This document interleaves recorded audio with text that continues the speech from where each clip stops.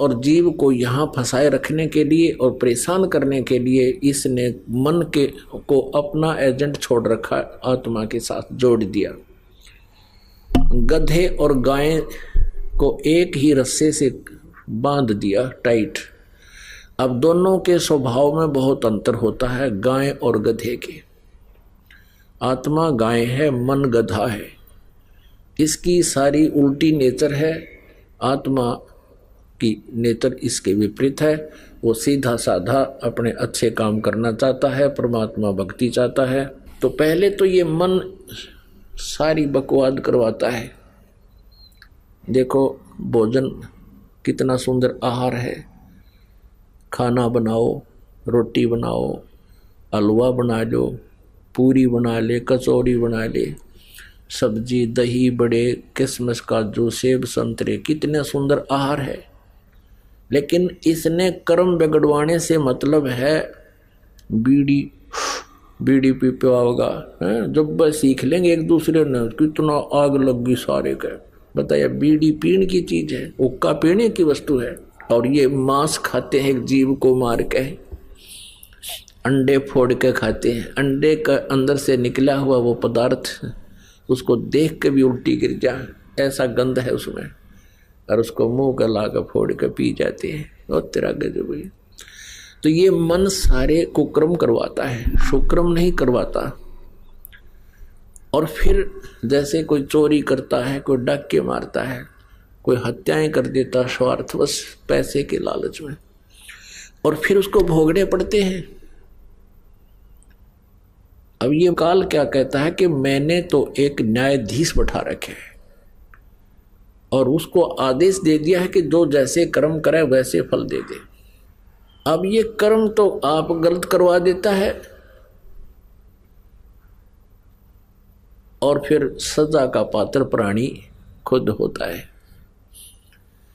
तो जिस कारण से यहां कितना कष्ट हमारे ऊपर आया हुआ है। अभी बताया आपके किसी की बेटी मर गई, किसी का बेटे की मृत्यु होगी, कोई स्वयं किसी बीमारी से ग्रस्त है, कोई किसी टेंशन से, या क्या बुरा हाल है प्राणी का। एक्सीडेंट के दुर्घटना के अंदर पूरा परिवार का परिवार नष्ट हो जाता है, मृत्यु को प्राप्त हो जाता है।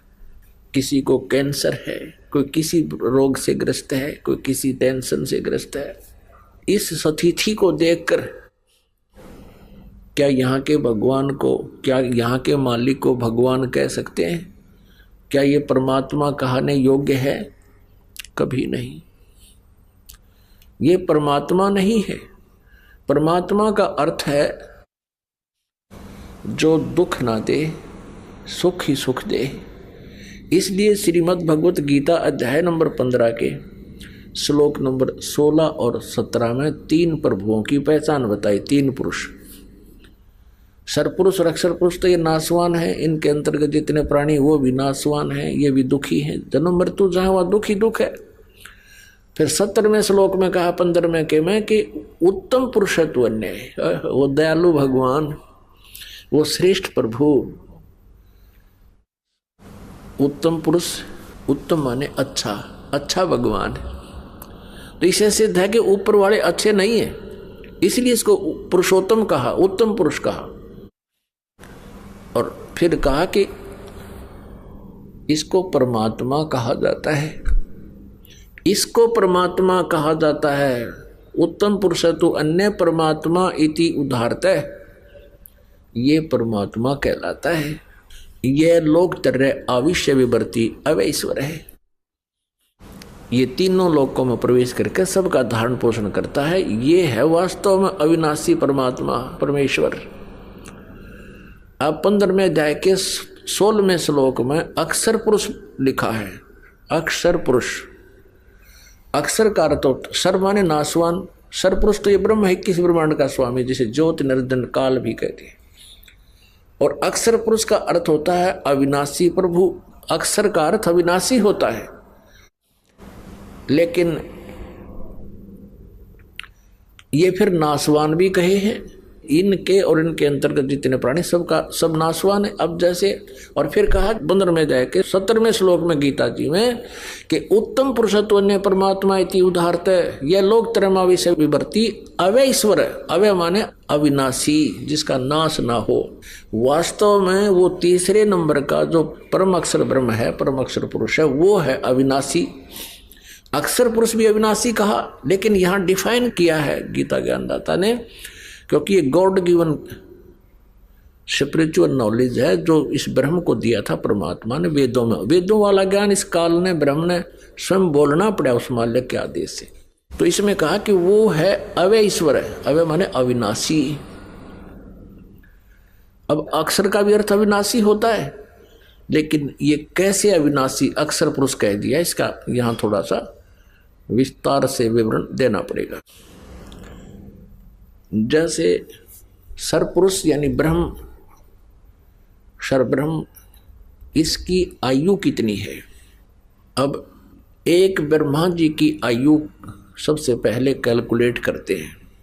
4 युगों की एक चतुर्युगी होती है, सतयुग, त्रेता, द्वापर और कलयुग। इसका कुल योग सभी वर्षों का 43,20,000 वर्ष होता है। इसको एक चतुर्युगी कहते हैं, चतुर्युग कहते हैं। ऐसे ऐसे 1000 चतुर्युग का ब्रह्मा जी का दिन इतनी ही रात्रि होती है, और ऐसे बने हुए 30 दिन रात का 1 महीना और 12 महीने का 1 वर्ष। ओहो, और 100 वर्ष की ब्रह्मा जी की आयु, ऐसे 100 वर्ष की। अब ब्रह्मा जी से 7 गुना विष्णु जी की यानी 700 वर्ष ऐसे बने हुए, और विष्णु जी से 7 गुना शिव जी की आयु अधिक 4900 वर्ष की, 4900 वर्ष ऐसे बने हुए। और फिर उसके बाद इन तीनों की मृत्यु होती है, और जैसे ब्रह्मा जी की मृत्यु से पहले ही ये सरपुरुष यानी काल अपनी पत्नी दुर्गा के संयोग से एक पुत्र उत्पन्न कर लेता है, उसी समय उसको कोमा में रखता है। वर्तमान ब्रह्मा की मृत्यु होते ही उसको ऐसे ही रख देगा कमल के फूल पर, फिर उसके नए सिरे से जीवन शुरू होगा। तो ऐसे जब 70,000 बार ये शिव मर जाएंगे, जिसकी आयु ब्रह्मा जी से 49 गुना ज्यादा, यानी 7 गुना तो विष्णु जी की होगी ब्रह्मा से ज्यादा, विष्णु जी से ज्यादा होगी शिव जी की 7 गुना, यानी 49 गुना ब्रह्मा से ज्यादा आयु है शिव जी की, तमोगुण शिव की, काल के पुत्र, ये तीनों ब्रह्म के पुत्र। तो 70,000 बार जब शिव जी की मृत्यु हो लेगी, तब एक ब्रह्मांड का विनाश होगा। और ब्रह्मलोक में यो काल रहता है, ब्रह्म रहता है, इसकी भी मृत्यु होगी और दुर्गा की भी मृत्यु होगी। वो युग होगा। एक ब्रह्मांड का जो विनाश होता है, 70,000 बार त्रिलोकीय शिव मर जाते हैं, तो ये एक युग होगा किसका, अक्षर पुरुष का। पुण्यात्मा ऐसे ढंग से आपको समझा देगा ये दास इस ज्ञान को, उंगलियों पर आ जाएगा आपके ये सारा। तो ये एक युग होगा अक्षर पुरुष का। ऐसे 1000 युग की अक्षर पुरुष का दिन और इतनी ही रात्रि, ऐसे बने हुए 1000 युग का दिन, इतनी ही रात्रि, फिर 30 दिन रात का महीना, 12 महीने का 1 वर्ष, और 100 वर्ष की आयु है इस अक्षर पुरुष की। अब देखो पुण्यात्मा, इतनी लंबी उम्र है इसकी, इसलिए इसको भी अक्षर पुरुष कह दिया। बताओ, और फिर भी इसकी मृत्यु। अब परमात्मा कबीर देव जी अपनी सच्चिदानंद घन ब्रह्म की वाणी में कहते हैं, एती उम्र बुलंद मरेगा अंतरे, क्योंकि सतगुरु लगे न कान न भेंटे वो संतरे। एती उम्र बुलंद मरेगा अंतरे, सतगुरु लगे न कान न भेंटे वो संतरे।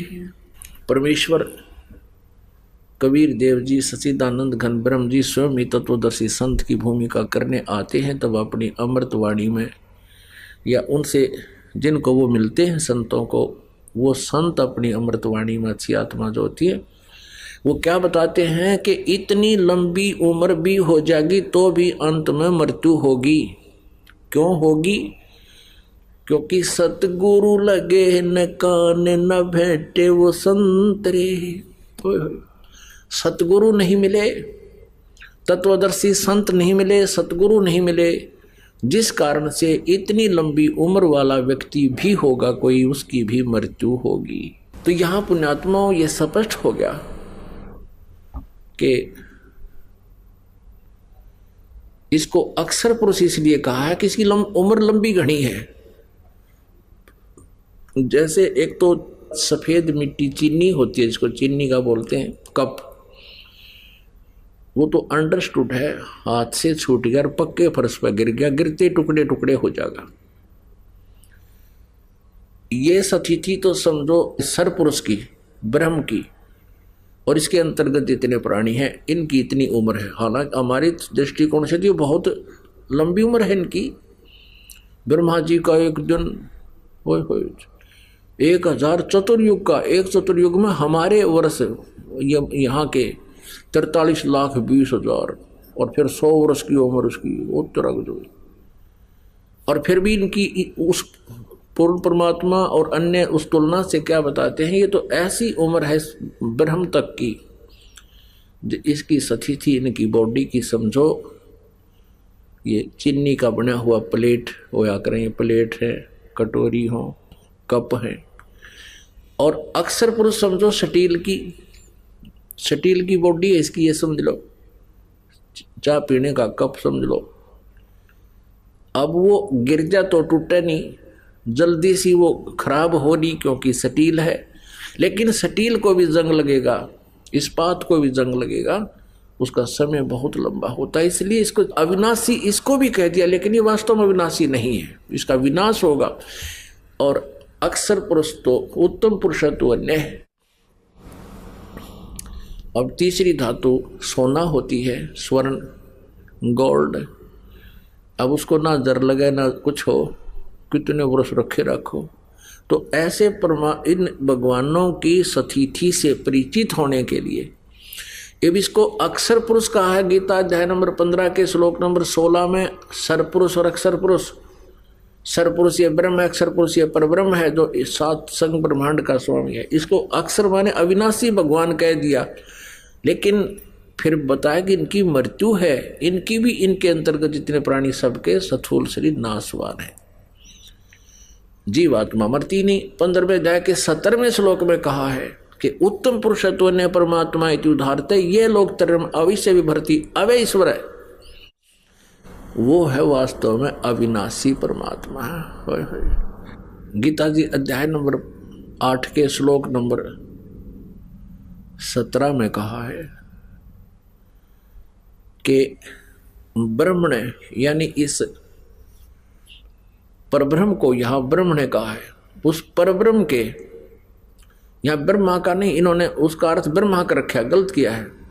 और उसमें चतुर्युग भी नहीं है, अनुवादकर्ताओं ने चतुर्युग लिख दिया, उसमें ओनली युग लिखा है। ये देखिएगा, श्रीमद् भगवद गीता, गीता प्रेस गोरखपुर से प्रकाशित है, जयदयाल गोविंद का इसके अनुवादक है। श्रीमद् भगवद गीता अध्याय 8 के श्लोक नंबर 17 को दिखाते हैं आप, ये देखिएगा, अध्याय नंबर 8 और श्लोक नंबर 17, इसमें संस्कार देखो, सहस्र युग पर्यंत, इसमें सहस्र चतुर्युग नहीं लिखा, सहस्र युग पर्यंतम, अह माने दिन, यत मान जो, ब्रह्मण्य माने अक्षर पुरुष। यहाँ ब्रह्मण्य का अर्थ इस अक्षर पुरुष यानी परब्रह्म की तरफ संकेत, क्योंकि यहाँ आयु से संबंधित है, इसकी आयु है, इसलिए इसको परम अक्षर ब्रह्म यहाँ नहीं कहा जा सकता। वैसे ब्रह्मण्य का अर्थ बड़ा भगवान, ब्रह्मण्य माने ब्रह्म से जो बड़ा है, ये परब्रह्म भी इससे बड़ा है, और परम अक्षर ब्रह्म वो परमात्मा पूर्ण ब्रह्म वो भी इससे बड़ा है। सहस्र युग पर्यंतम अह यत ब्रह्मण विदु। रात्रि सहस्र युग सहस्रांतम, इसमें चतुर्युग नहीं है। ते अहोरात्र विद जना, इसका अर्थ है, इन्होंने अनुवाद गलत किया है। इन्होंने यहाँ लिख दिया ब्रह्मा का जो एक दिन है उसको 1000 चतुर्युग की अवधि वाला, जबकि मूल संस्कृत में चतुर्युग नहीं है, ओनली युग है, नोट चतुर्युग। इन्होंने अनुवाद अपने ज्ञान से यहाँ पर घुसोड़ दिया चतुर्युग नहीं, 1000 युग की अवधि है। अक्षर पुरुष की जानकारी है यहाँ पर ब्रह्म से आगे।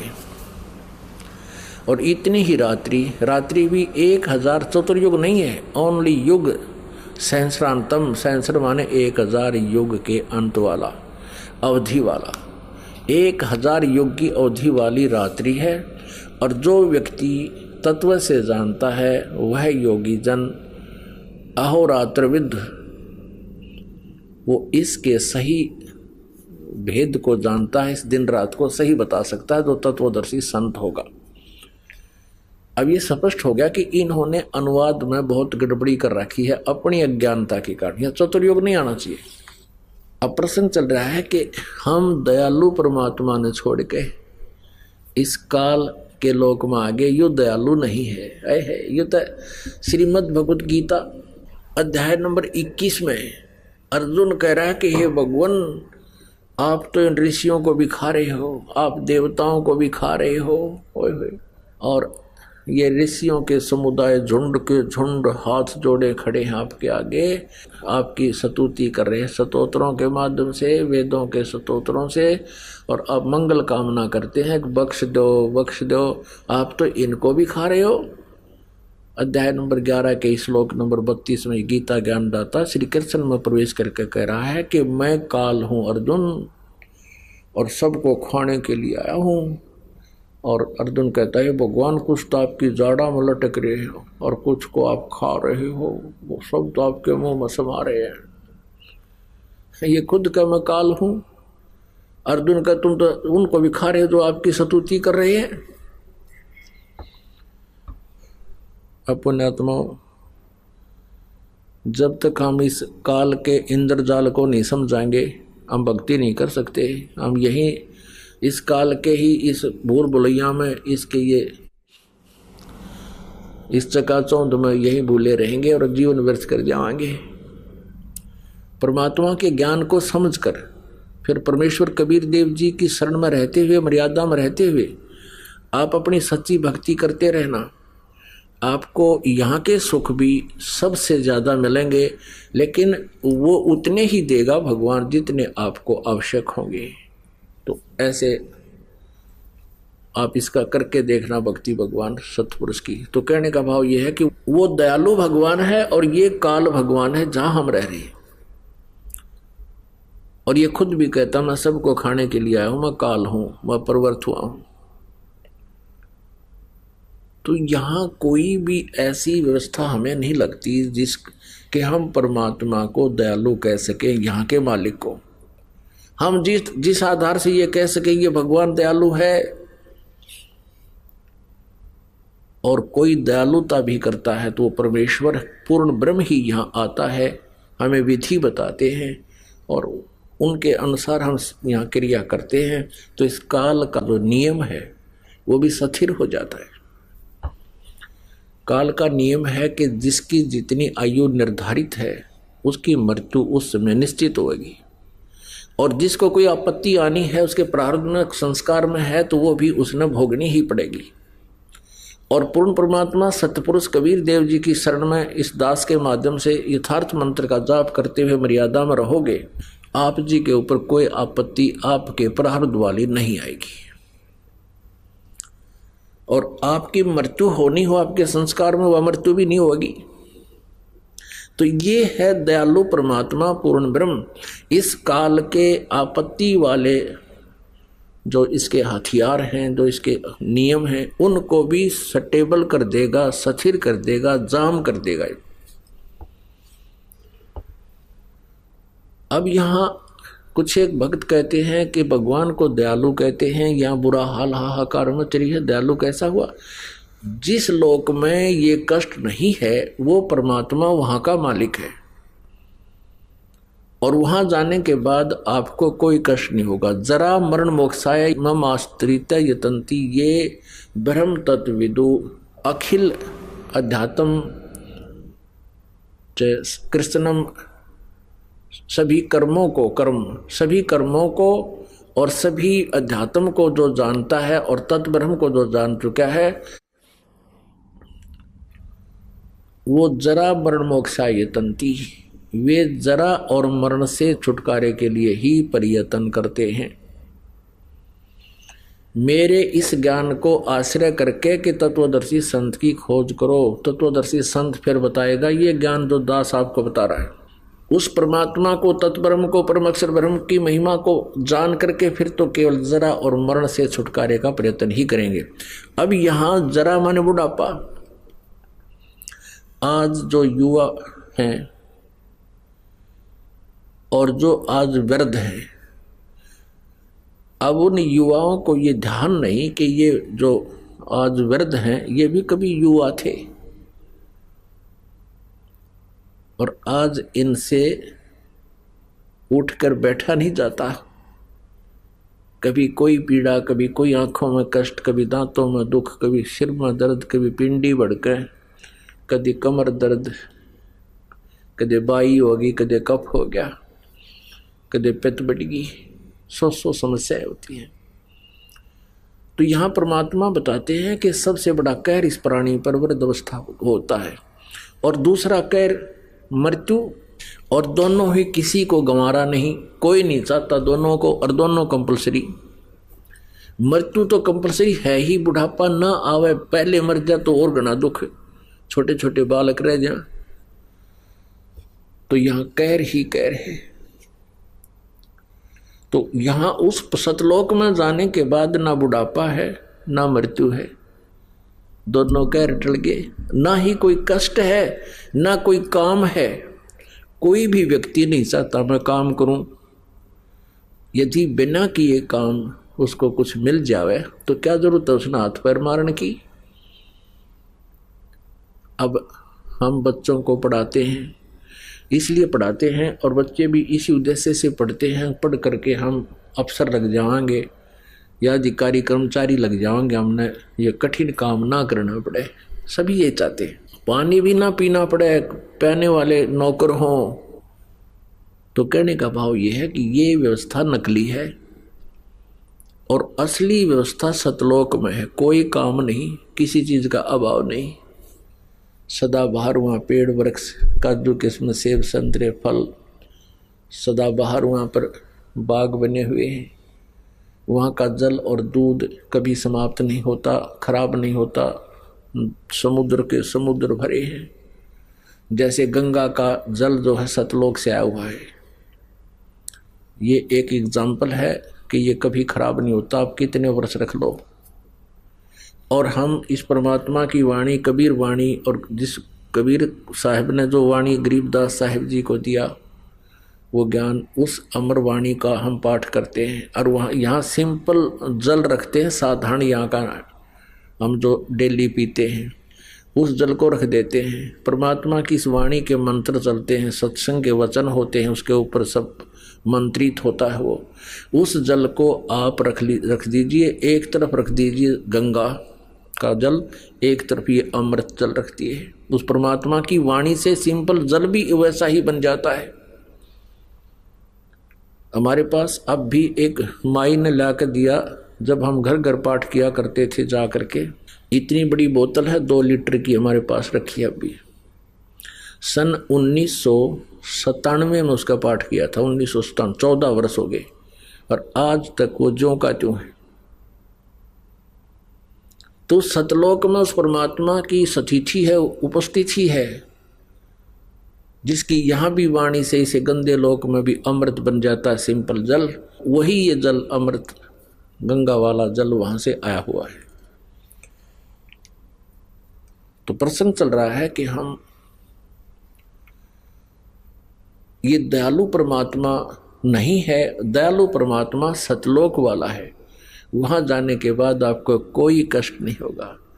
शंखों लहर मेहर की उपजे कहर नहीं जा कोई, दास गरीब अचल अविनाशी सुख का सागर सोई। मन तू चल रे सुख के सागर, जा शब्द सिंधु रत्नागर।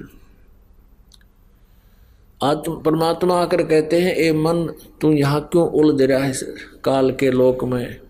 मन के माध्यम से आत्मा को सचेत करते हैं प्रभु के सुख सागर में चल। जैसे गीता जी अध्याय नंबर 18 के श्लोक नंबर 62 में कहा कि अर्जुन तू सर्वभाव से उस परमेश्वर की शरण में जा, उसकी कृपा से तू परम शांति को और सनातन परम धाम को प्राप्त होगा। सनातन परम धाम जहाँ जाने के बाद फिर कभी लौट कर वापस संसार में नहीं आते, यानी वहाँ स्थायी सुख है, परम शांति है, स्थायी सुख है, वहाँ दुख नहीं है। अपने विषय में कहता है कि तूने मेरी शरण में रहना है तो युद्ध भी करना पड़ेगा। गीता ज्ञानदाता कहता है 8वें अध्याय के 7वें श्लोक में, अर्थात यहाँ शांति नाम की चीज नहीं, युद्ध भी करना ही पड़ेगा, लठ बजाना पड़ेगा। मेरी शरण में रहेगा तो उसकी शरण में जाना है तो तत्वदर्शी संत की खोज कर ले, वो जो साधना बताओ वैसे कर ले, फिर उसकी शरण में चला जाएगा। उसकी शरण में जाने के बाद फिर तू कभी लौटकर संसार में नहीं आएगा और सनातन परम धाम को और परम शांति को प्राप्त होगा, सुख सागर को प्राप्त होगा। वो सुख सागर कैसा है कि शंखों लहर मेहर की उपजे कहर नहीं जा कोई। सतलोक में कोई कष्ट नहीं, कोई टेंशन नहीं। जैसे कभी कभी एकांत स्थान पर बैठे हों, अकेले हों और एकदम एक हिलोर उठती है अंदर से। दास के साथ तो बहुत बार होता है ऐसा। उसमें ऐसा लगता है कोई भी चाहे हमें कोई कितना ही कष्ट दे रहा हो, कितना ही हमारे साथ अत्याचार कर रखा हो, उसके प्रति भी दुर्भावना नहीं रहती। एक ऐसी हिलोर उठती है, ऐसी लहर उठती है अंदर से, वह थोड़ी सी देर रहती है। उसके बाद फिर 100 कोशिश करते हैं कि उसी व्यक्ति के प्रति फिर कभी मन में नो दुख ना हो, उसने हमें बहुत सता रखा है, बहुत कष्ट दिया, दुख नहीं आता उसका, लेकिन फिर वह बात नहीं बनती। तो कहने का भाव है कि ऐसी वो मेहर की लहर थी और उसके जाते ही यहाँ सारे कहर की लहर शुरू हो जाती है। ऐसा नहीं, वैसा नहीं, उसको ऐसे कर दूंगा, उसको ऐसे कर दूंगा, उसने ऐसे कैसे बोल दिया, फलाना ये हो गया, ये कहर की लहर शुरू हो जाती है। तो सतलोक के बारे जानकारी देते हुए परमेश्वर ने कहा कि शंखों लहर मेहर की उपजे, वहां कहर नहीं जा कोई, वहां कोई दुख नहीं, कोई कष्ट नहीं। दास गरीब अचल अविनाशी, अचल जो सदा स्थिर, कभी नष्ट ना हो, चले नहीं, नाश ना हो, अचल अविनाशी सुख का सागर सोई। वो सुख का सागर है। सागर माने समुद्र। समुद्र में जल ही जल, जल ही जल। 100-200 किलोमीटर आदमी चला जा किसी जहाज नौका में बैठ के, तो फिर देखो वहां कुछ भी चीज दिखाई नहीं देती, केवल जल ही जल, जल ही जल। तो ऐसे ही सतलोक में केवल सुख ही सुख, सुख ही सुख, सुख ही सुख, कुछ भी नहीं। उसको सुख सागर कहते हैं। और वहां दयालु भगवान रहता है। और ये काल का लोक है। अब एक बार परमेश्वर ने धर्मदास जी उस पुण्य आत्मा को, जैसा वो परमात्मा लीला करते हैं, वेद भी जिसकी गवाही देते हैं, वो ऐसी लीला करता है। धर्मदास जी को आकर मिले थे और भी अन्य महापुरुषों को मिले हैं। परमात्मा ने परिभाषा बताई थी इस सर्वपुरुष की, इस काल की। अब धर्मदास जी कह रहा था कि भगवान आप इसको काल कह रहे हो, देखो यहाँ भगवान ने कितनी सुविधा कर रखी है कि कैसे अच्छे बाग लगे हैं जिसमें फलदार वृक्ष हैं, कितना अच्छा जमीन पृथ्वी दी है, कैसी हवा बह रही है, कभी वर्षा हो रही है, कितना अच्छा अन्न उपजता है, और किसी कैसी सुविधाएं दे रखी हैं, दरिया बह रही है, नीचे जमीन में जल है। ये कितना अच्छा लग रहा है, कितना दयालु है परमात्मा। अब परमेश्वर ने बताया कि पुण्यात्माओं तुम जीव हो और जीव की सोच सतर जीव वाला ही होता है। अब परमेश्वर ने आके बताया कि तुम जिसको भगवान कहते हो ये भगवान नहीं है। मूला माया मग में बैठी अंसा चुन चुन खाई, ये ज्योत स्वरूपी कहे निरंजन मोही करता बाई। एक न करता दो ना करता नौ ठहराए बाई, दसवां भी धुंधर में मिल जा सत्य कबीर दुहाई। परमात्मा कहते हैं ये काल भगवान, काल भी कहता मैं भगवान हूं और कोई भगवान नहीं। पुण्यात्माओं, श्री शिव पुराण में ये काल जब ब्रह्मा विष्णु दोनों का झगड़ा हो जाता है, शिव रूप धारण करके उनके बीच में एक पहले तो लिंग खड़ा कर देता है, सतम लंबा तेजो में सतम, फिर स्वयं आता है और कहता है कि तुमने अपने आप को भगवान मान लिया, तुम भगवान नहीं हो, मैं भगवान हूं, मेरे अतिरिक्त कोई भगवान नहीं है। अब पुराणों में तो वो अपने पुत्रों को, अपने जीवों को अंतर्गत कुछ भी कहता रहे, वो पुराण अलग सेपरेट शास्त्र है। तो उसने कहा कि मैं भगवान हूं। अब यहाँ ये कह रहा है गीता जी में, क्यों गीता जी का ज्ञान वेदों वाला, वेद का ज्ञान दिया था परमेश्वर ने, कबीर देव जी ने ब्रह्म के अंतःकरण में फीड कर रखा है, उसने जोंका तो बोलना पड़ गया। तो परमात्मा कहते हैं ये ज्योत स्वरूपी, ये ब्रह्म भी कहता मैं भगवान हूं, ये भगवान नहीं है। भगवान की परिभाषा आज बताई जा रही है, आपको सुनिएगा। अब जैसे परमात्मा ने बताया कि धर्मदास तुम इसको भगवान समझते हो, जो ऐसी सुविधा दे रखी, ये तो काल है, ये तो कसाई है। जैसे कसाई बकरे पालता है, उन बकरों में बकरी नर और मादा दोनों छोड़ देता है, और जिसकी अच्छी सेल है प्रतिदिन की 5-4 बकरों की, तो वो क्या करता है, एक बहुत बड़ा चरागाह ले लेता है, बहुत बड़ा क्षेत्र 10, 20, 50 एकड़ जमीन खरीद लेता है, और उसमें घास फूस जंगल ये वृक्ष होते हैं, और उसके चारों तरफ वो एक बाड़ बना देता है, रोक लेता है उनको, उसमें छोड़ देता खुले। उसी में एक छोटा सा तालाब बना देता है, उसी क्षेत्र में एक गर्मी सर्दी से बचने के लिए कुछ एक झोपड़ी नुमा लंबा शेड डाल देता है। अब वो नर और मादा बकरे और बकरी रजोगुण युक्त होकर के संतानों उत्पत्ति करते हैं, फिर उनमें मोह ममता भी होती है। सभी प्राणियों के अंदर ये तीनों गुणों का प्रभाव होता ही होता है। अब वो बच्चे पैदा करते हैं, सारी सुविधाएं, जल भी है, गर्मी सर्दी से बचने के लिए शेड है उनके लिए, वर्षा आती है तो भी उसके नीचे भाग कर आ जाते हैं, ज़्यादा गर्मी होती है तो शेड के नीचे वो बैठ जाते हैं। अब वो भोले प्राणी उस कसाई को, जिसने इतनी सुविधा दे रखी है, उसको अपना नेक मालिक मानता है, और ये देख सोचता है कि देख कितना अच्छा हमारा मालिक है, हमारी कितनी केयर टेक करता है, कितनी देखभाल रखता है, जल का तालाब है, पेड़ पौधे खूब हैं जहाँ वो घास फूस अड़ंगा खाते हैं, और शेड बना रखा है। और जब वो कसाई आता है उन बकरों में, वो तो आके देखता है बाजू पकड़ के, ये कितना मांस हो गया, इसमें कितने किलो का मांस हो गया, कितने का बिकेगा, और वो न सोचे है हमारा दयालु मालिक आ गया, और वो बकरे उसको प्यार देते हैं, ऐसे चाटते हैं और ऐसे अपने आगे के पैर उठा के और उनको प्यार देना चाहते हैं, नो प्यार करना चाहते हैं कि बहुत अच्छा आदमी है, यो इतनी सुविधा दे रखी है। और वो आता है नो देखने, यो कै किलो का हो गया, कितने का बिकेगा, और फिर वैसे तो वो दिखता है बड़ा दयालु की इतनी सुविधा दे रखी है, और जब उसका आ जाता है डिमांड 5-4 बकरों की इकट्ठी, तो वो ना देखता किसकी माँ है, किसका बेटा है, किसकी बेटी है, मोटे मोटे लाठी लेकर डंडा लेकर ऐसे निकाल ले जाता है।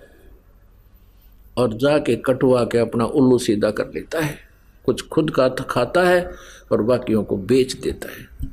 जब वो बकरे या बकरी वो ले जाता है निकाल के, उनसे संबंधित जो बकरे हैं वो बहुत कुछ देर तो नो रो रो कर भागते हैं, नो देखते हैं कहाँ गए कैसे गए, रोते रहते हैं, वो लेके चला जाता है। अब परमात्मा ने काल की परिभाषा बताई कि यो काल है और तुम इसको दयालु मानते हो। दुर्घटना में देखो किसी का बेटा मर गया, किसी की बेटी मर गई, खुद मर गया, पूरा परिवार का परिवार नाश हो जाता है। एक दुर्घटना में 4 व्यक्ति मर गए एक ही घर के। अब कहाँ गई वो दयालुता, कहाँ गई ये सुविधा, चाट ले सुविधा ने इन पेड़ पौधे ने। अब परमात्मा हमें याद दिलाना चाहते हैं कि तुम वहां चलो सतलोक में, और वहां जाने के बाद ऐसी ही सृष्टि है। ये गुमराह करने वाला पंथ, ये राधा स्वामी धन धन सतगुरु, ये सच्चा सौदा सरसा, जगमाल वाली, ये गंगुआ वाला, और ये ठाकुर जी महाराज, ये जय गुरुदेव, ये सारे भ्रमित हैं। ये काल का चलाया हुआ पंथ है। और ये कहते हैं सतलोक में तो प्रकाश ही प्रकाश है, चेतन ही चेतन है, वहाँ भगवान नहीं है। वहाँ तो आत्मा ऐसे मिल जाती है परमात्मा में जैसे बूंद समुद्र में। बता इनकी अकल। हम खोद रहे भगवान को, सारे प्रमाण बताने लग रहे परमात्मा साकार है, उसका सुंदर शरीर है, एक रोमकूप में करोड़ सूर्य करोड़ चंद्रमा मिला दे ऐसा उनका नूर है। अरे ये क्या वहाँ कुछ भी नहीं है। तो जहाँ भगवान नहीं है तो हम के टिंडे लेंगे वहाँ जाके, हम क्या करेंगे, गड्ढेंगे वहाँ पर, इसे अनाथ यहाँ पर, इसे अनाथ वहाँ पर। कोई भी कंट्रोलर नहीं हमारा। तो जिसके लिए हम तड़फ रहे हैं,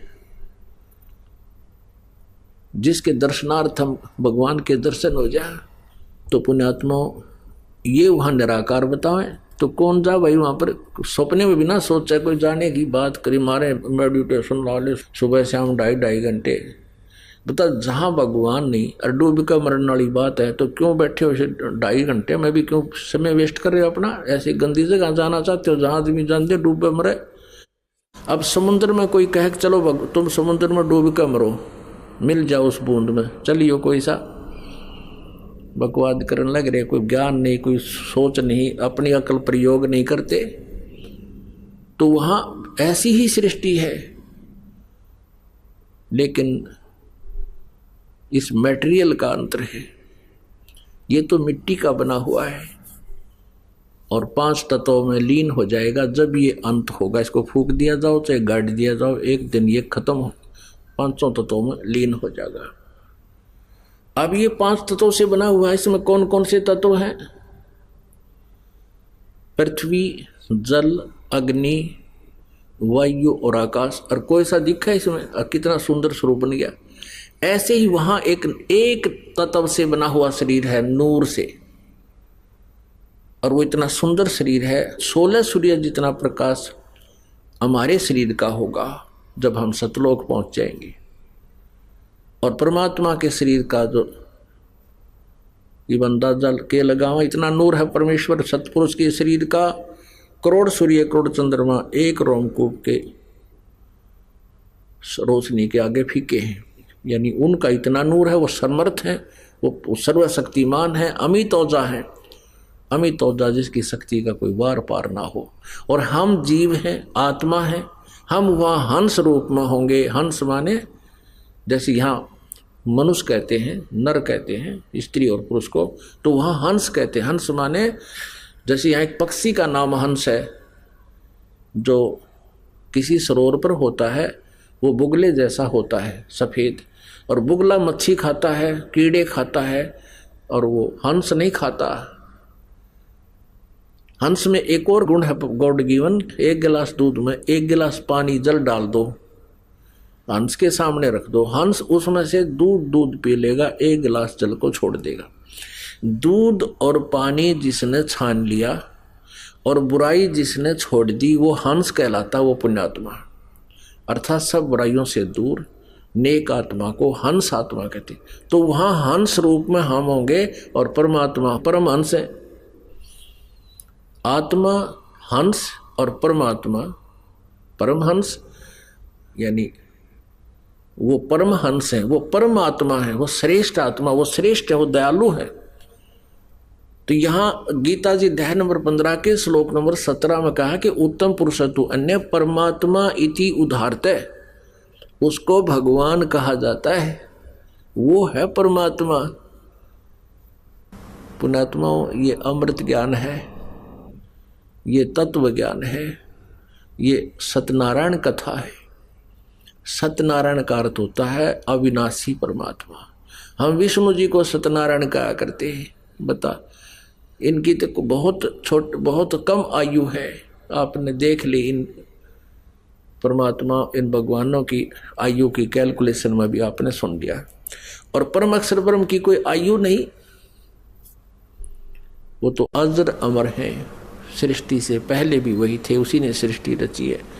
तो कहने का भाव ये है कि जो ये वहाँ पर कहते भगवान वहाँ है कुछ नहीं, तो वहाँ जाने की इनकी रुचि कैसे बनेगी जहाँ भगवान नहीं।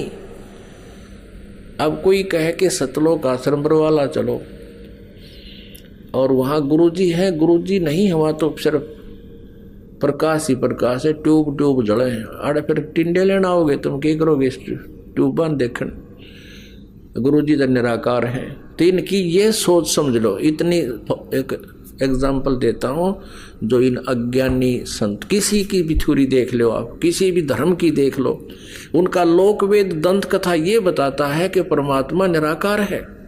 और हमारे सदग्रंथ बताते हैं परमात्मा सह शरीर है, उसका नाम कबीर है।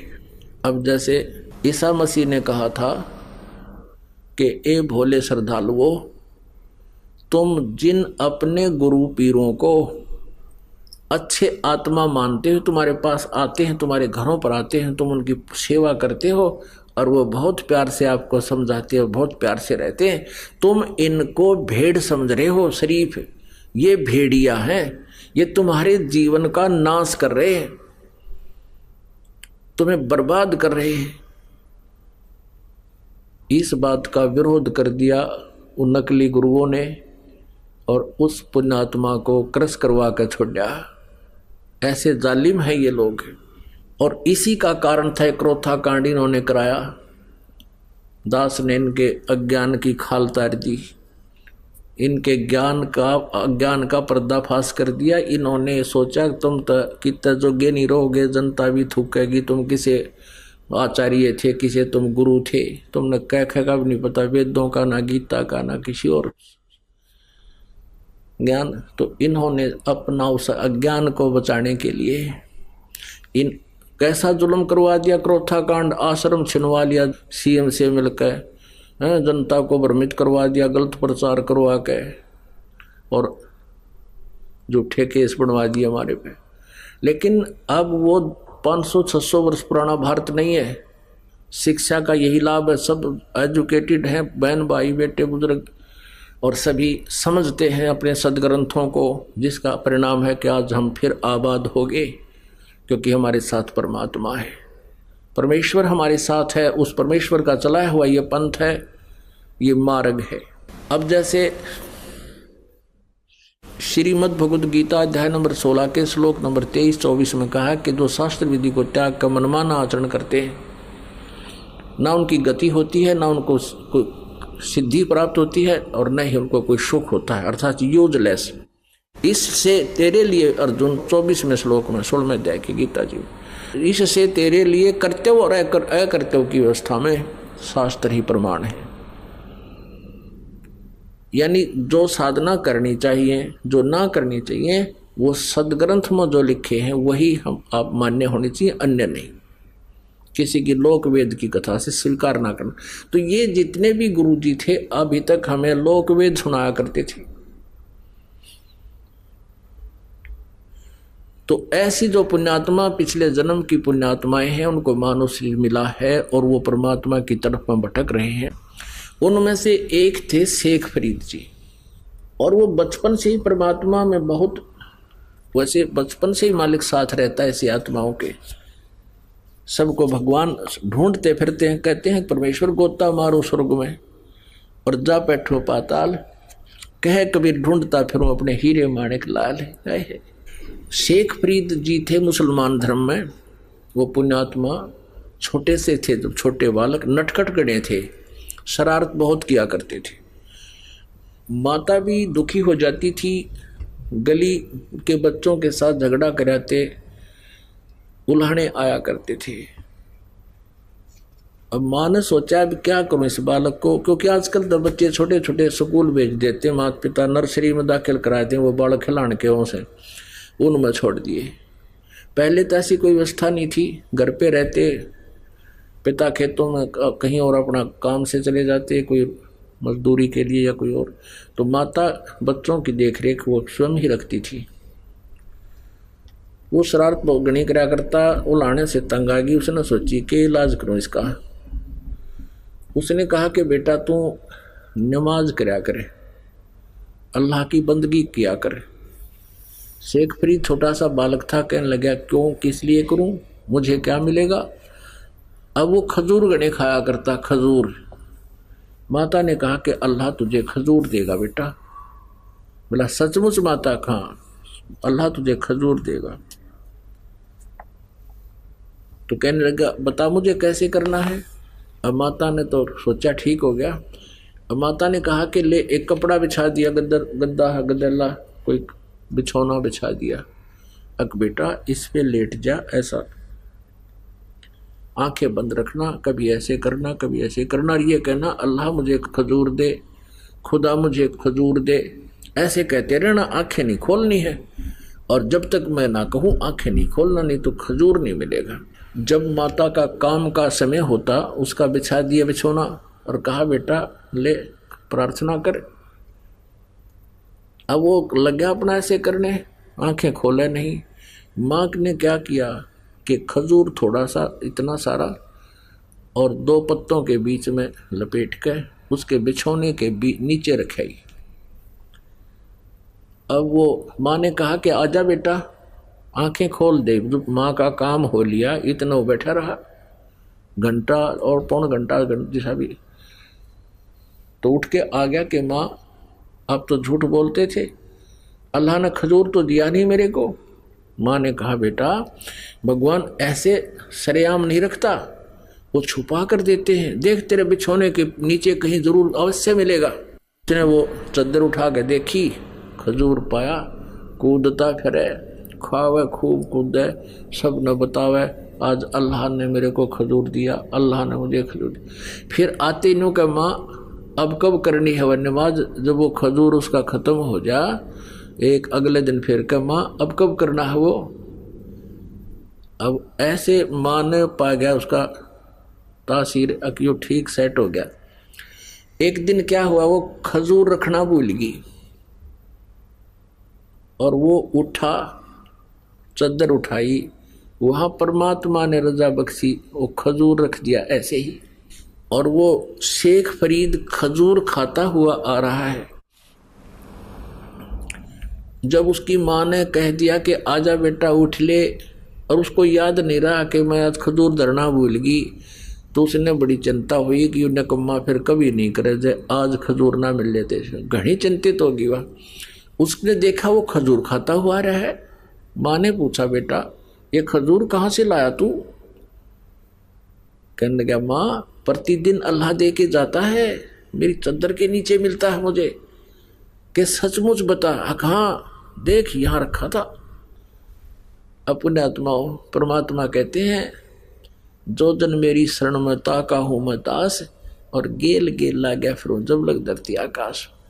अब उस बच्चे का बचपन से इतना दृढ़ विश्वास हो गया भगवान में कि परमात्मा तो ऐसे भी देता है।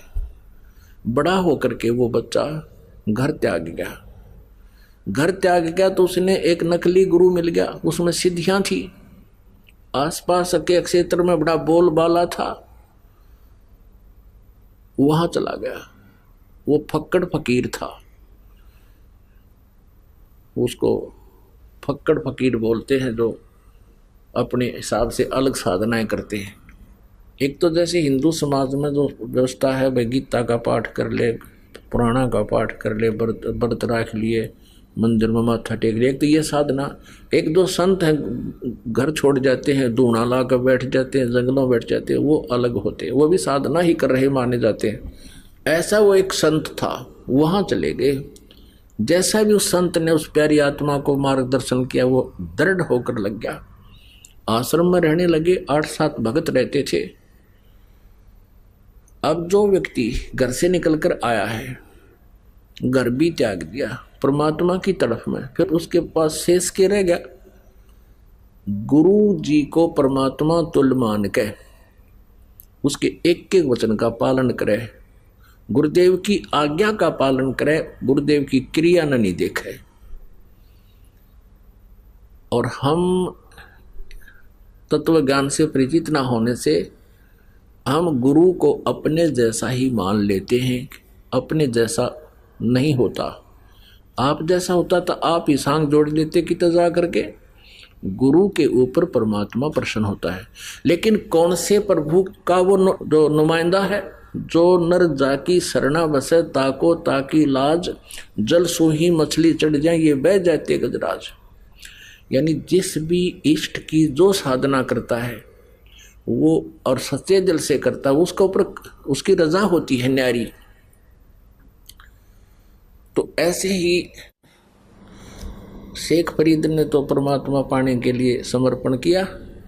गुरु जी जो आदेश दे सिरोधारिये, मन में दोष कपट कति नहीं आवे। गुरु जी हुक्का पिया करते थे और शेख फरीद ने कभी छुआ नहीं। वो गुरु जी खुद पीते थे लेकिन दूसरों को हुक्के के लिए नहीं कहते थे, उनके गुरु जी जो थे।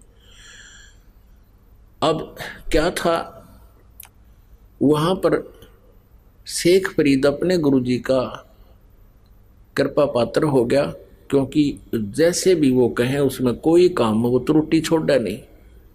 और अन्य गफलत करते थे, उनसे अधिक लगाव उस गुरुदेव का शेख फरीद में था।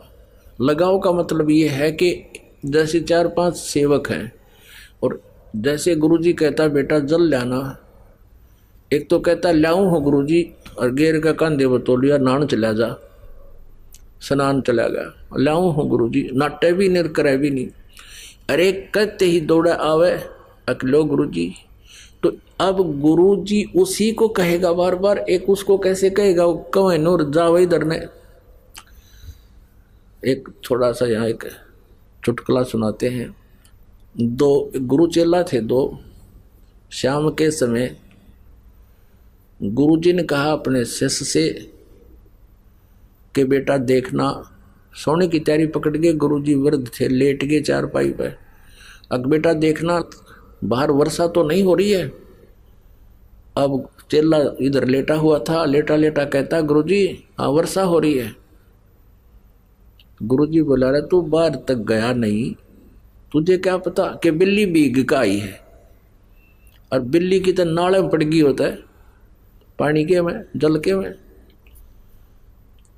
फिर कहने लगा बेटा अरे ये दीपक बंद कर दे, बुझा दे दीपक।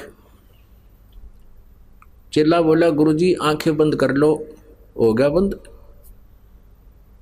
बोला अच्छा भाई। फिर गुरुजी ने कहा बेटा दरवाजा तो बंद कर दे। गुरुजी 2 काम मैंने कर दिए, एक तू कर ले। तो एक तो इसे चले गुरुजी के, और एक ऐसा हो कहते ही भागा जावे हाँ जी बाहर गुरुजी कोई वर्षा नहीं है या है। आंख दीपक बंद कर दिया, अच्छा गुरुजी अभी करता हूं। एक ऐसा शिष्य हो, और एक गुरु शिष्य थे। गुरुजी ने कहा एक दिन एक अपने शिष्य को जो ओबीडेंट था, जिसको शिष्य कह सकते हैं, कि बेटा एक दरिया थी, दरिया के किनारे एक पेड़ था। उस शिष्य से कहा कि बेटा इस पेड़ के चारों तरफ एक चबूतरा बना दे मिट्टी का, मैं सुबह घूमने आता हूं, मेरा दिल करता है कुछ देर यहां बैठकर प्राकृतिक आनंद प्राप्त करूं। दरिया के किनारे आश्रम आधा किलोमीटर दूर था, वो वहां घूमने आता था। गुरुजी शिष्य भी साथ आता। गुरुजी जब वापस आश्रम में आगे गया कस्सी लेकर, और चारों तरफ बहुत सुंदर मिट्टी का चबूतरा बना दिया, 4-4 फुट चौड़ा वृक्ष के चारों तरफ, और लीप लाप के ऐसा बना दिया फिट। अब गुरुजी ने वह देखा कि वाह बेटा वाह, वहाँ घूम फिर के दरिया पर स्नान करके वहाँ बैठ गया, चेला बैठ गया नीचे बैठा रहा। वाह भाई वाह। अब अगले दिन कहने लगा बेटा ये मुझे अच्छा नहीं लगा, इसको ढा दे, खत्म कर दे। अच्छा गुरुजी। अगले दिन उसको कति प्लेन कर दिया। अगले दिन फिर वो दोनों आए शेष गुरु। फिर गुरुजी ने कहा बेटा ये चबूतरा वैसा ही बना दे, मेरा दिल करता है यहाँ बैठूं। चेले ने अगले दिन फिर वैसा ही बना दिया। तीसरे दिन फिर गुरुजी ने कहा कि नहीं इसको वैसा ही कर दे। अच्छा गुरुजी, वैसा ही कर दिया। 2 दिन छोड़ के फिर कहा बेटा मेरा दिल करता है जैसे मैं यहीं बैठूं, एक चबूतरा बना दे। अगले दिन फिर बना दिया। और फिर 2 दिन पीछे गुरुजी ने फिर कह दिया ना इसने कर दे ठीक, मुझे अच्छा नहीं लगा, मेरा कुछ नहीं दिल लगता है।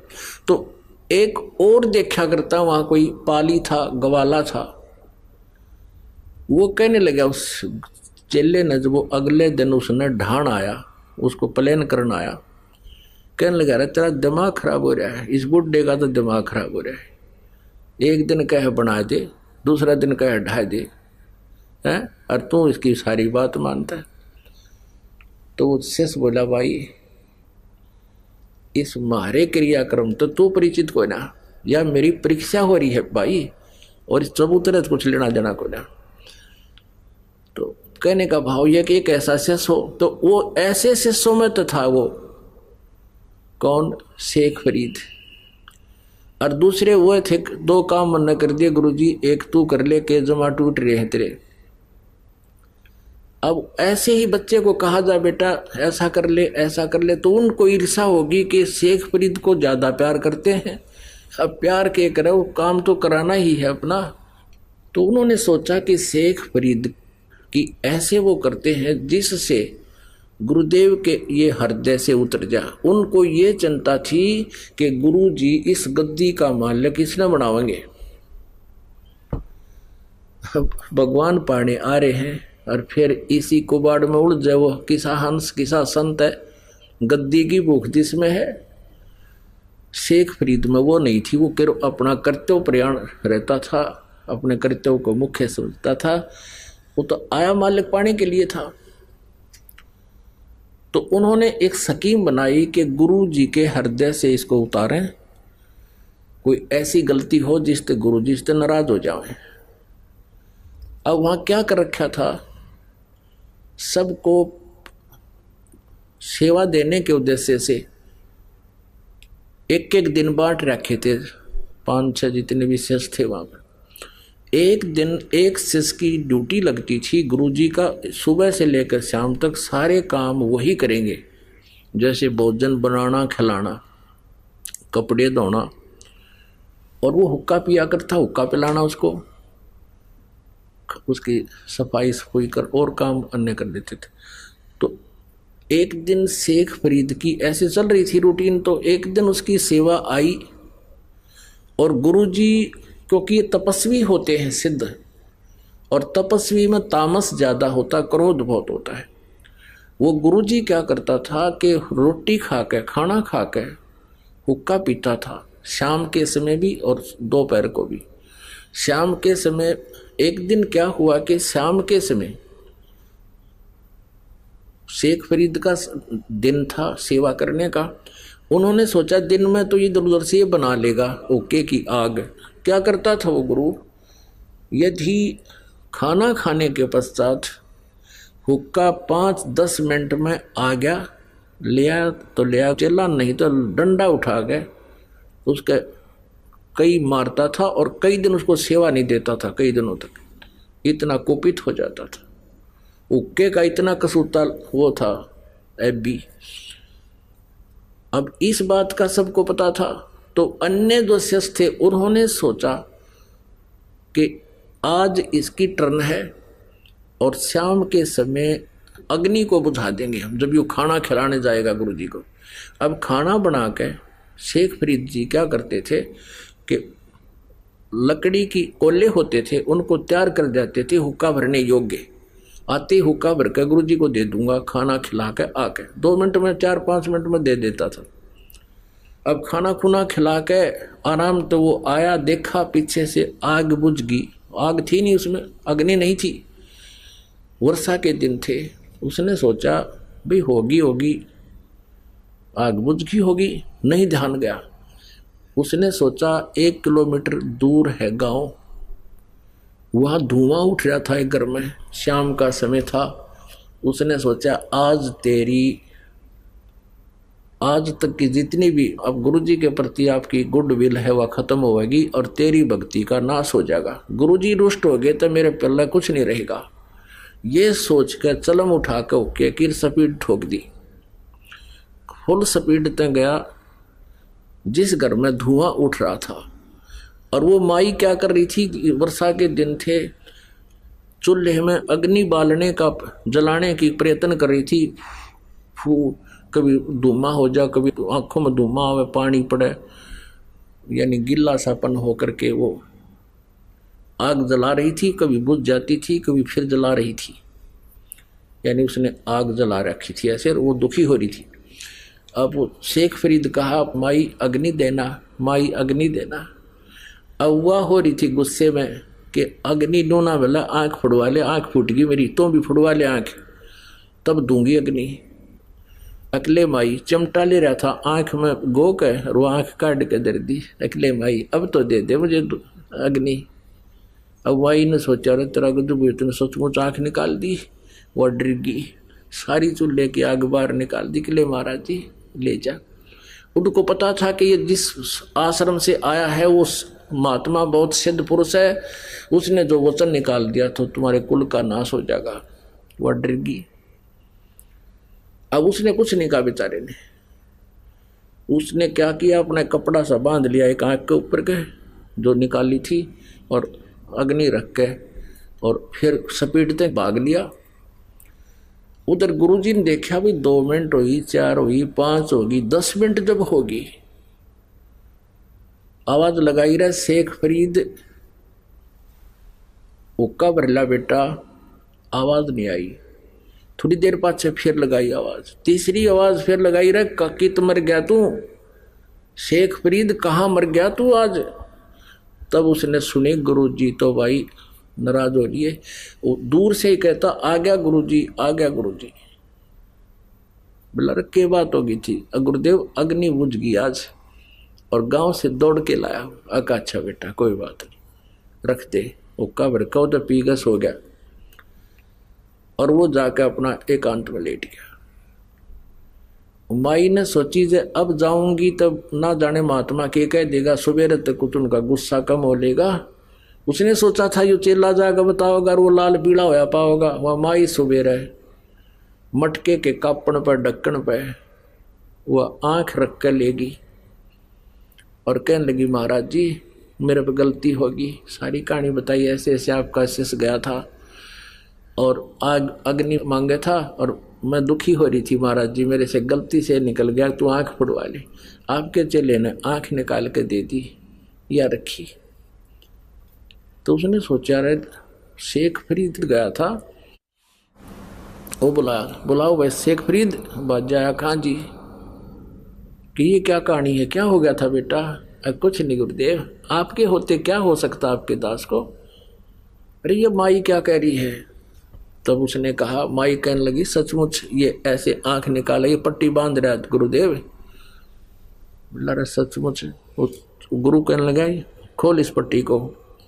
पट्टी खोली तो आंख साबित पाई, पूरी आंख पाई उसकी शेख फरीद की, लेकिन थोड़ी छोटी थी।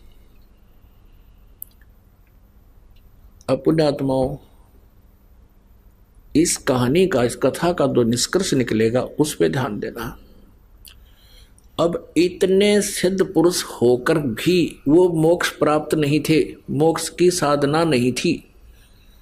परमात्मा कहते हैं, परमेश्वर अपनी अमृतवाणी में कि ऐसी ऐसी 24 सिद्धियां भी आपके पास आ जावें तो अगर सत साधना नहीं है तो भी आपका जीवन व्यर्थ है। अब क्या हुआ, अब इस बात से और आसपास खूब महिमा होगी उस संत की, भाई ऐसा संत है, ऐसा संत, ऐसा हो गया, ठीक। कुछ दिनों के बाद उसकी मृत्यु होगी, संत की, उस महात्मा की। शेख फरीद तो भक्ति के लिए निकला था और वो तपस्या की मार्ग बताता था। अब जो गुरु था वो साधना बताता था कि तप करो, कष्ट दो शरीर को ज्यादा से ज्यादा, तब तुम्हें परमात्मा प्राप्ति होगी, दर्शन होंगे, दीदार होंगे अल्लाह के। अब शेख फरीद वो आश्रम को छोड़ गया, क्योंकि वहां गद्दी के भूखे थे, उनको गद्दी नहीं चाहिए थी। वहां जाकर दूर साधना करने लग गया। अब उसने ये सोचा था कि गुरुजी ने बता रखा है कि ज्यादा से ज्यादा तप करेगा, शरीर को कष्ट देगा भगवान, तब तुम्हें दर्शन देगा।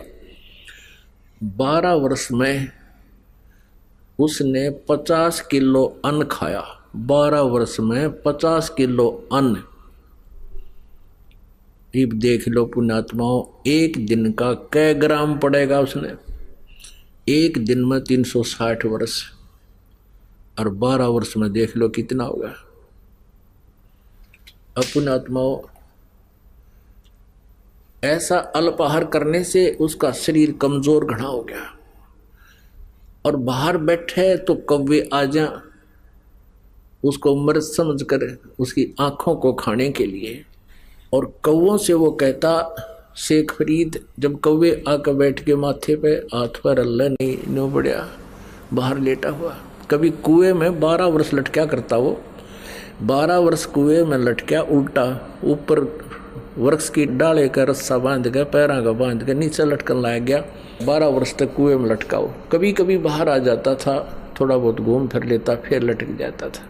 बाहर लेटा हुआ था, कौवे आगे। कौवे ने सोचा ये व्यक्ति मरा हुआ है, शरीर पर कहीं मांस नहीं, कति हाड अस्थि पिंजर दिखाई दे। कौवे बैठ के माथे पे कि इसकी आंख खा लेंगे, आंखों में है थोड़ा बहुत मांस।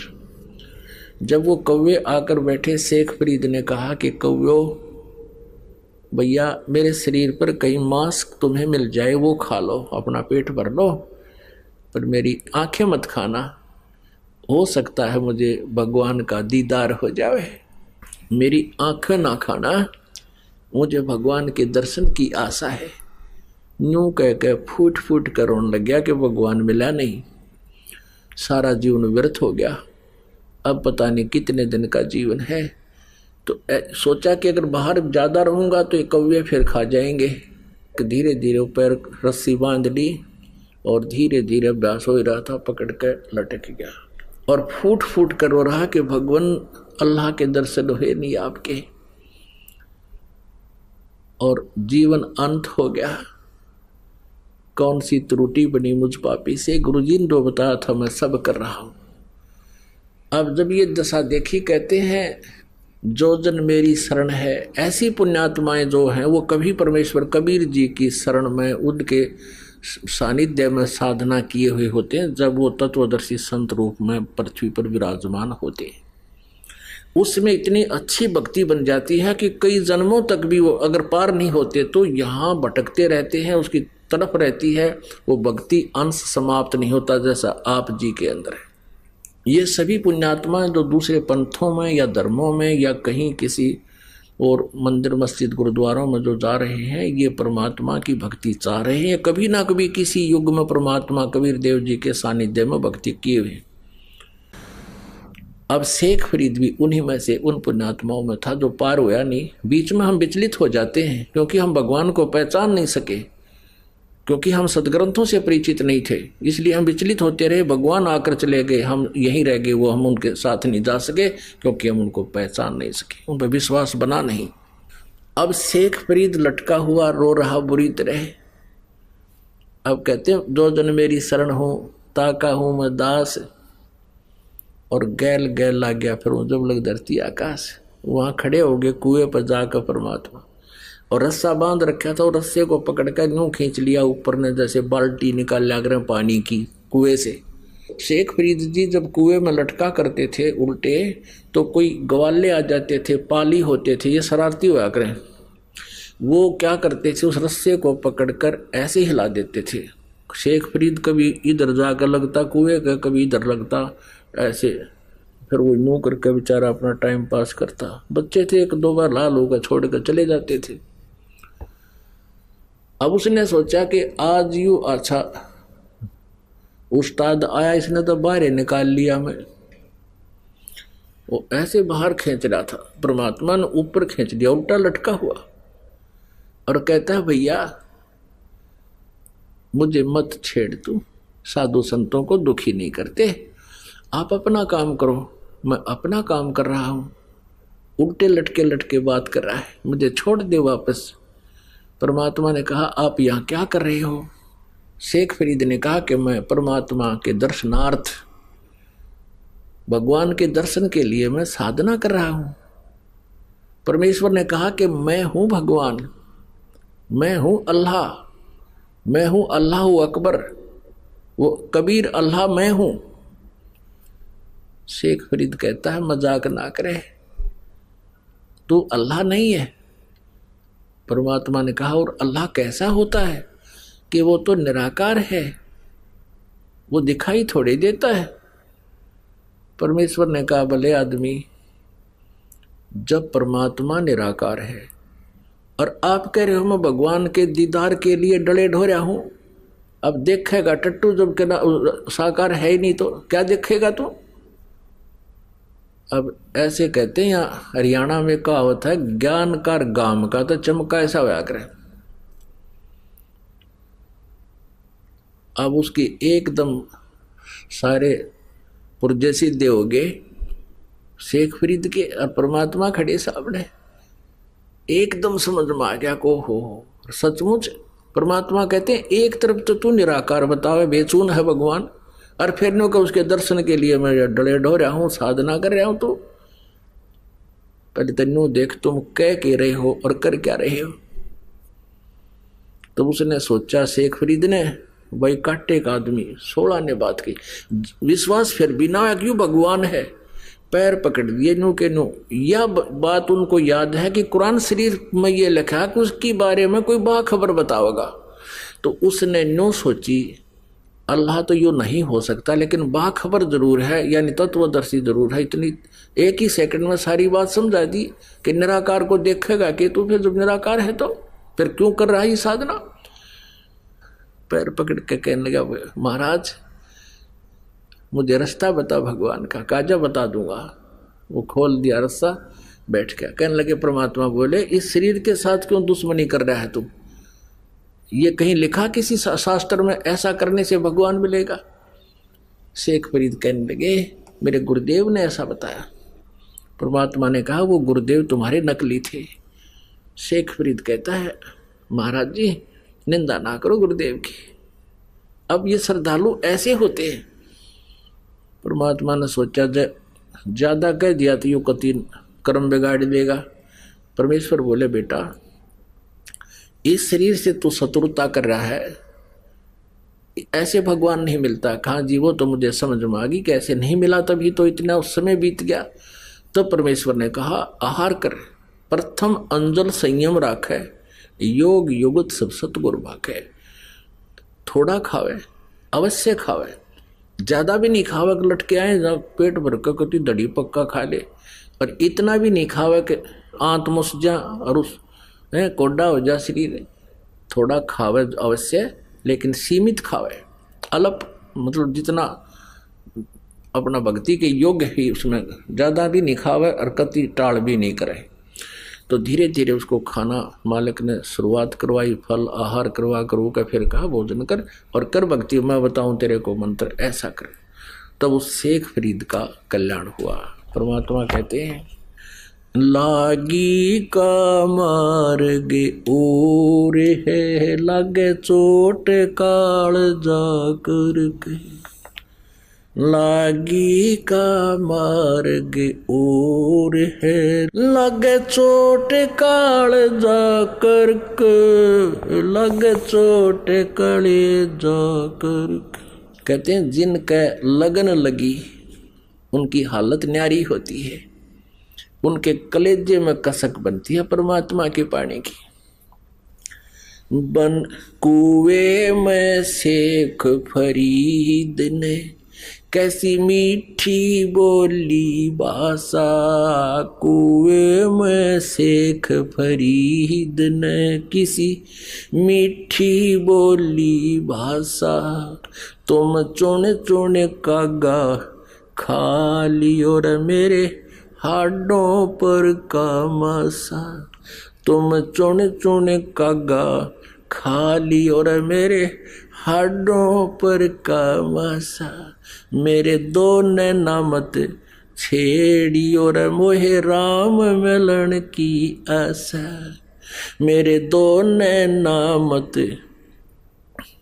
छेड़ियो रे मोहे राम मिलन की आशा, जिन करी तपस्या घोर थी वो ओहे आसरे अर्क, वो ओहे आसरे हर्क, वो ओहे आसरे अर्क, लागी का मार्ग लग चोट काल जा करक, लग चोट काल जा करक, लागी का मार्ग और है लग चोट काल जा करके। सुल्तानी मगन बैराग में जिन तज दिया बलख बुखारा, सुल्तानी मगन बैराग में जिन तज दिया बलख बुखारा, कदे पालकियों में चाहल तेरे आज ठालिया गुदड़ बारा, कदे पालकियों में चाल तेरे आज ठालिया गुदड़ बारा, सब संगी छोड़ी रोवती रोवे था कुण बासारा, सब संगी छोड़ी रोवती रोवे था कुण बासारा, शोर मचारण वास में ना देखा पीछा फिर के, ना देखा पीछा फिर के, ना देखा रे पीछा फिर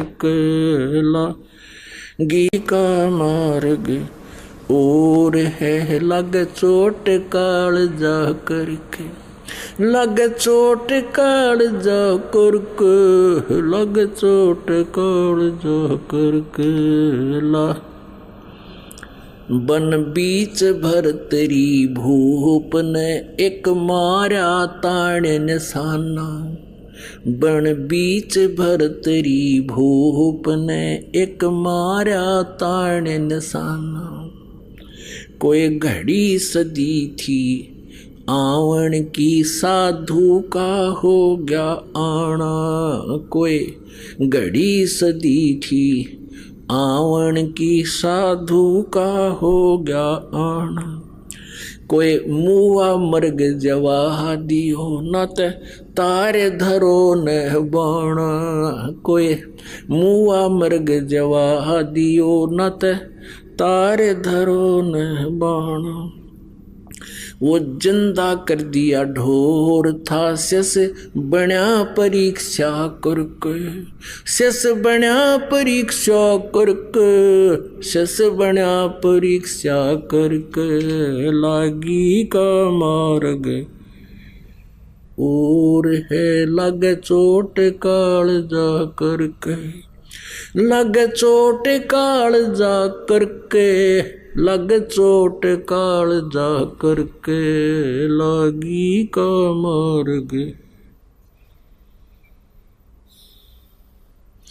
गोपी चंद जोगी हो गए जिन ले लिया भगमा बाणा, गोपी चंद योगी हो गए जिन ले लिया भगवा बाणा, गुरु महल जनाने भेज तेरा बिक डोढ़ी पे अलख जगाना, गुरु महल जनाना भेज तेरे डोढ़ी पे अलख जगाना, भोजन 3600 छोड़ के भिक्षा का भोजन खाना, व्यंजन 3600 छोड़ कर भिक्षा का भोजन खाना, तन पड़ गया कमजोर था, ना खाया उदर भर के, ना खाया उदर भर के, ना खाया रे उदर भर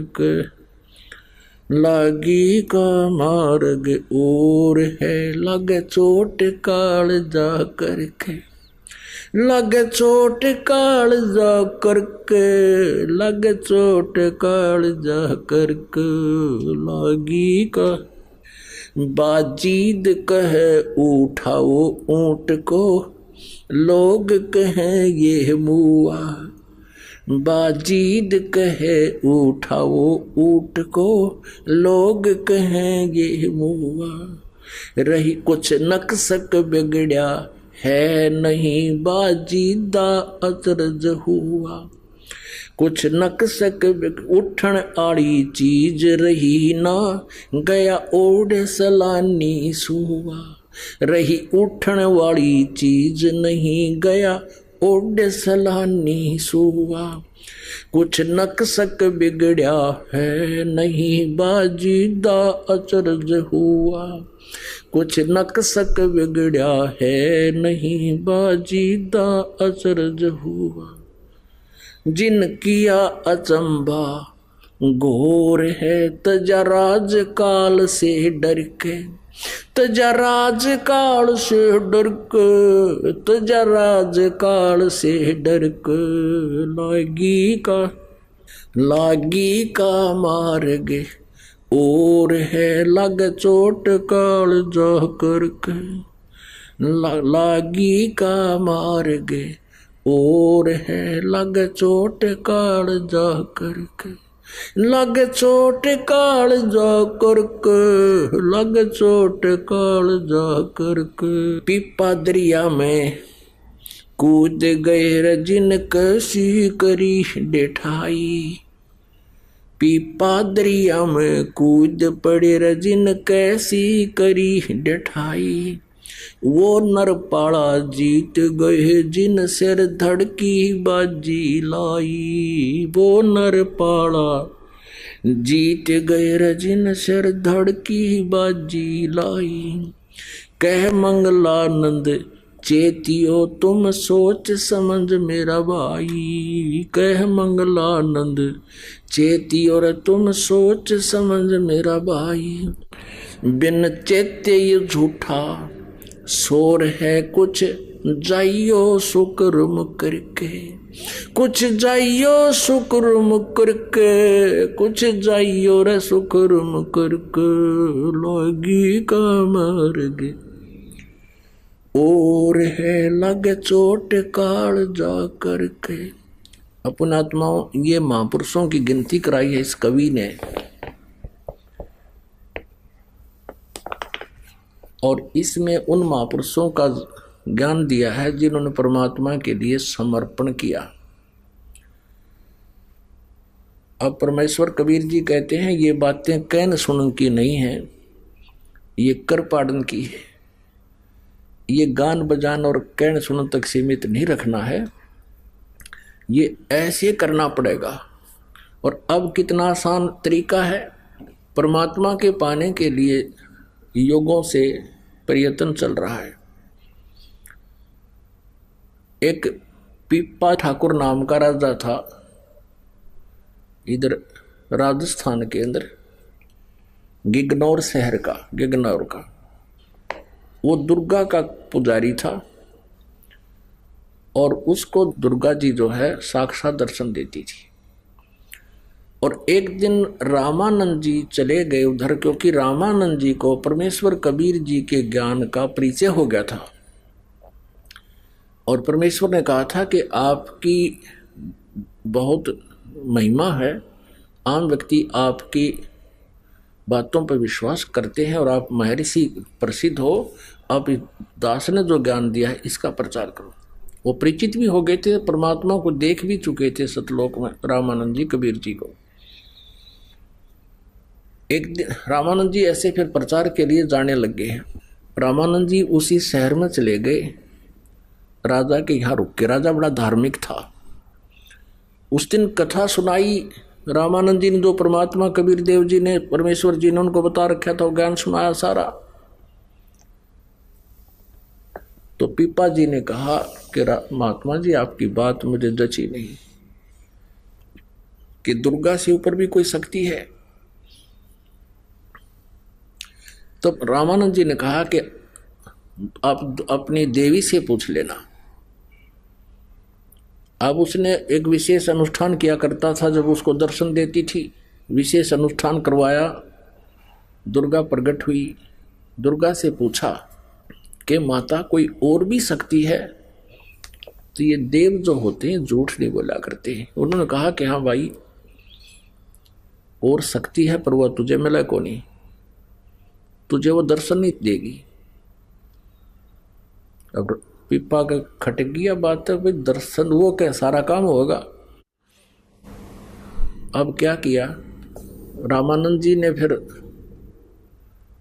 कुछ दिन के बाद फिर जाना था, वो फिर गए और पूछा कि राजन अब क्या राय है आपकी?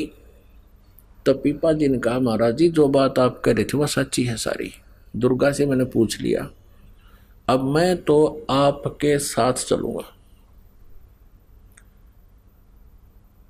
परमात्मा ने सोची कि राजा आदमी भाई और यहां मेरे साथ वो भी ले आइए तो आगे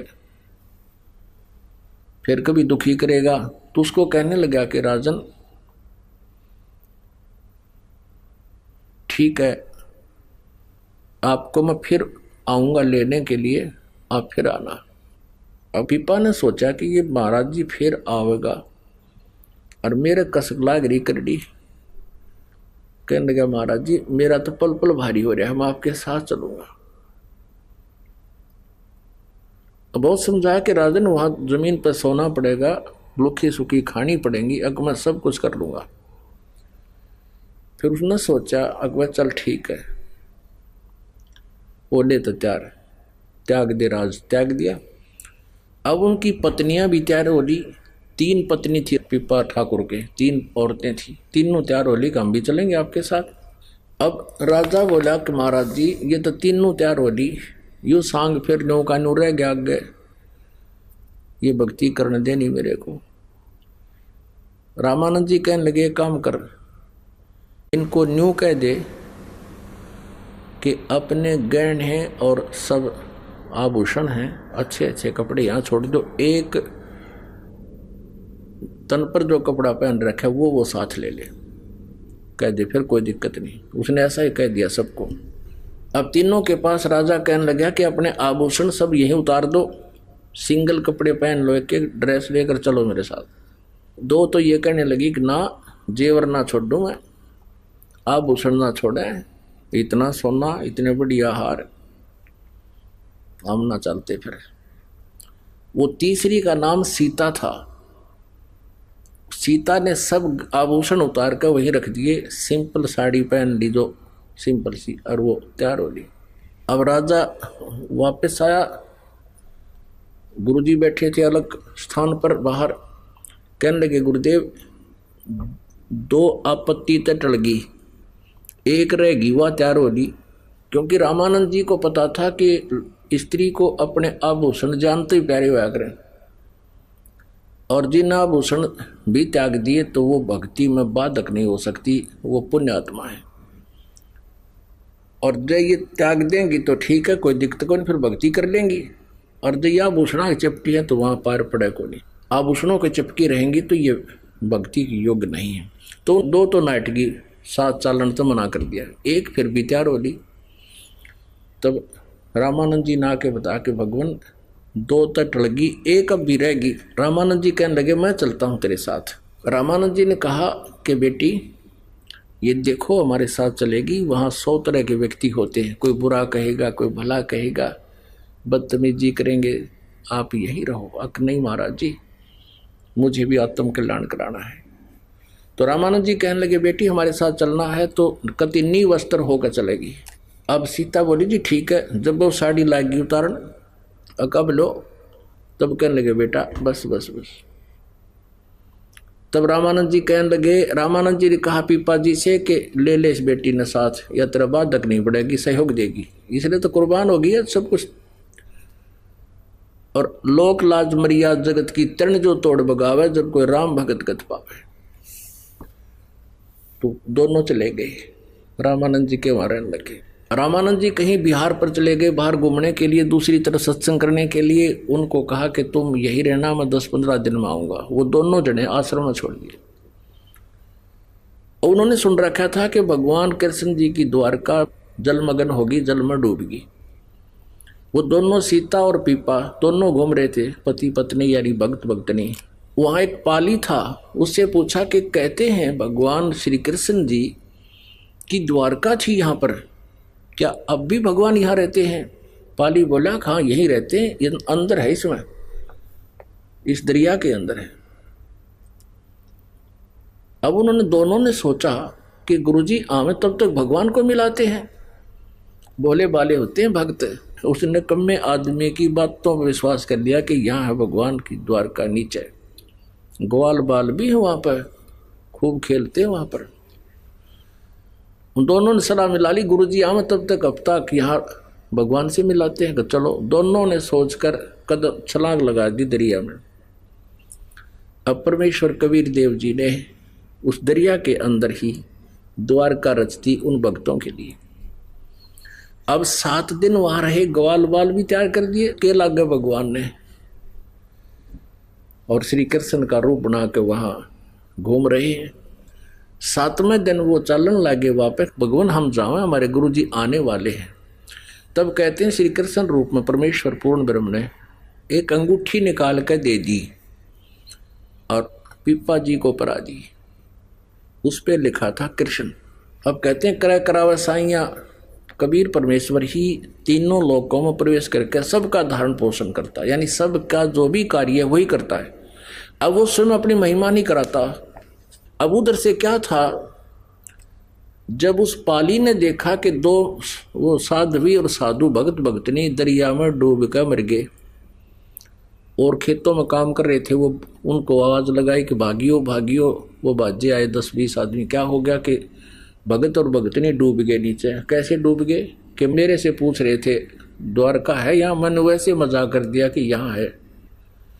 उन्होंने आपस में सलाह करी, चलो भगवान के दर्शन कराते हैं। दोनों छलांग लगा के डूब कर मर गए। तो उन खेतों और व्यक्तियों ने कहा रहे तेरा भलाओ, तनियो के कर दिया नालायक, साधु संत भोले बाड़े हुआ करें। वो बहुत दुख पाया, भी बड़ी गलती बनी है। तो अब 7वें दिन वो पाली वहीं घूम रहा और पश्चाताप कर रहा कि के बनी। वो दोनों निकले नीचे तक। अब वो डर गया कि भूत कितना है गे। पाड़ी ने सोचा भाई यू क्या, ये तो कभी साथ में आखड़े हो, एकदम भागण जोगा भी ना रहा। फिर कहा रे हिम्मत सी करके कहा कि आप जीवित कैसे हो गए? वो कहने लगे आप मरे कहाँ थे कि दरिया में डूबे नहीं तुम। डूबे वो जो भगवान का भक्ति नहीं करता। हम तो भगवान से मिलकर आए हैं, श्री कृष्ण के साथ घूमे फिरे, वहां ग्वाल बालों से खेले कूदे। अब उनको निकला देख के उन्हें फिर आवाज लगा दी कि भाजो भाजो बाबा बाबा। वो दोनों जीवित पा गए। वो फिर भागे। और दूसरे उन्होंने पूछा सचमुच तुम कहाँ गए थे, 7 दिन जीवित कैसे रहे? वो कहे हम मरे ही नहीं। तो उनका विश्वास के ऊपर हो तो भगवान ने इसलिए वो अंगूठी दी थी कि विश्वास हो जाएगा। अंगूठी वो सोना के आसपास भी को नहीं, वो सोने की नहीं, ऐसी धातु की थी, अन्य धातु की। दिखाया देख भगवान ने ये अंगूठी दी है, यहाँ तो ऐसी धातु भी नहीं है। उस पर कृष्ण नाम लिखा था। सबका विश्वास हो गया। तो कहने का भाव ये है, इसमें आया है पीपा दरिया में कूद गए रजिन, कैसी करी डेठाई। ढेठ यानी कितनी हौसला किया, ढेठ माने कितनी जो है हिम्मत करी। पीपा दरिया में कूद गए रजिन, कैसी करी डेठाई। वो नर पाड़ा जीत गए रजिन, सिर धड़की बाजी लाई। नर वो पाड़ा जीत गए रजिन, सिर धड़की बाजी लाई। कह मंगलानंद चेतियो, तुम सोच समझ मेरा भाई। बिन चेते झूठा शोर है कुछ जाइयो रे शुक्र मुकर के, कुछ जाइयो शुक्र मुकर के, कुछ जाइयो रे शुक्र मुकर के, लागी का मार गे और है लग चोट काल जा करके। तो इसीलिए कहा कि कुछ अच्छे काम करके जाइए, संसार छोड़कर तो जाना ही तुम्हें पड़ेगा। तो कहने का भाव ये है कि परमात्मा पाने के लिए हम योगों से भटक रहे हैं। अब ऐसी ऐसी साधनाएं भी कर ली, परमात्मा ने ऐसी लीलाएं भी दिखा दी, तो भी मोक्ष नहीं था जब तक वो कबीर परमेश्वर की शरण में नहीं आए और इस सत साधना उनको नहीं मिली जो आज आपको मिली। इसी से मोक्ष होगा, इसी से संसारिक सुख होंगे।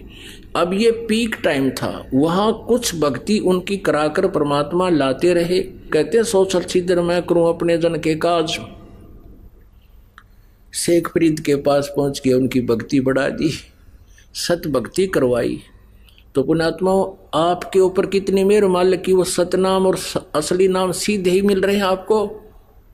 किसी प्रकार का कोई विशेष प्रयत्न नहीं, आपके पास संदेश भिजवा रहे हैं परमात्मा, क्योंकि ये पीक टाइम आ गए, ये प्राइम टाइम है उस परमेश्वर के पाने का, या बिचली पीढ़ी का समय है। इस समय जिसका मानव शरीर है वो पुण्यकर्मी प्राणी है, उससे भी पुण्यकर्मी वो है जिनको परमात्मा का यूं मार्ग मिल गया। उनमें से आप हो। धन्य आपके माता पिता जिनसे जन्म हुआ। बोलो सतगुरुदेव, जय हो।